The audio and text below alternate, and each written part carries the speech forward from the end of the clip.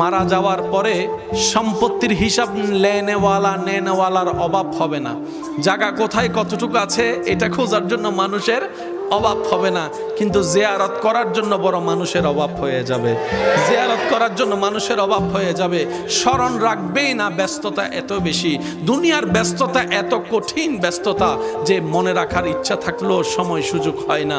অন্তত একজন আলেম হলে নামাজে 5 ওয়াক্তে 5 বার রবের দরবারে যখনই ভিক্ষার হাতটা তুলবে, মার নামটুকু একবার বলবে, বাবার নামটুকু একবার বলবে, রব্বির হামহুমা কামা রব্বায়ানি সাগীরা একবার হলো বলবে। অন্য প্রফেশনে যারা আছে তারা মা বাবার জন্য দোয়া করে না, বিষয়টা আমি তা বলছি না।